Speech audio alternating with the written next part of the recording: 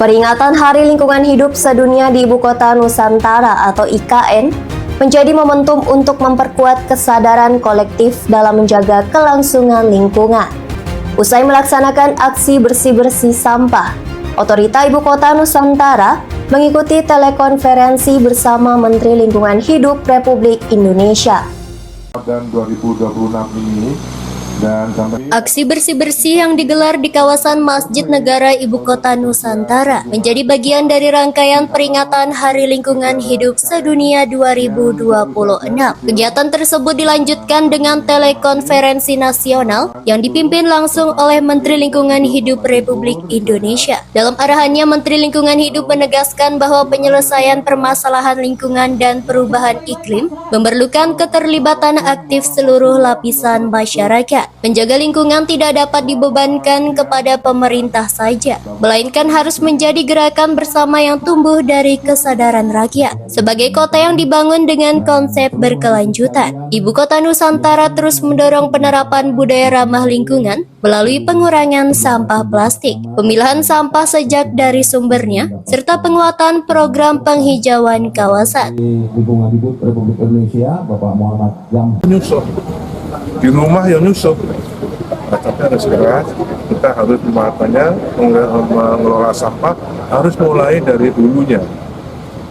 Dulu orang tua kita dan nggak lubang dibakar, sehingga yang dibuang ke luar rumah hampir zero waste.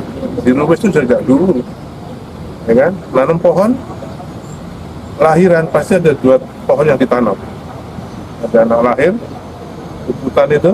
Kunjungannya ke NTB, berikutnya kami undang provinsi dari Sulawesi. Langkah tersebut menjadi bagian dari komitmen Nusantara dalam mendukung upaya nasional menekan dampak perubahan iklim dan mewujudkan pembangunan yang selaras dengan kelestarian alam.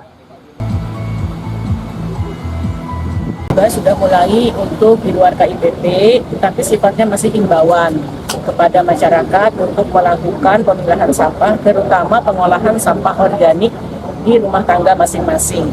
Karena itu sangat penting. Kalau sampah organiknya bisa terolah, 60% dari permasalahan sampah itu bisa diselesaikan.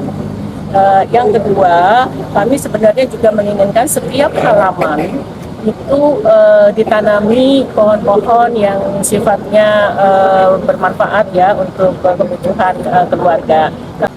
Mengatur semua lalu lintas keuangan dan kebijakan. Melalui kolaborasi antara pemerintah, dunia usaha, komunitas, dan masyarakat, gerakan peduli lingkungan diharapkan tidak berhenti. Tidak hanya berfokus pada kawasan inti pusat pemerintahan atau KIPP, Otorita IKN mulai mendorong keterlibatan masyarakat dalam pengelolaan lingkungan secara mandiri. Salah satunya melalui pemilahan sampah dan penanaman pohon produktif di lingkungan rumah tangga. Sejak tahun 2024, berbagai program lingkungan di IKN masih dipusatkan di kawasan KIPP sebagai contoh penerapan budaya hidup ramah lingkungan. Namun mulai tahun ini, Otorita IKN mulai memperluas gerakan tersebut ke masyarakat di luar kawasan KIPP melalui pendekatan edukasi dan imbauan.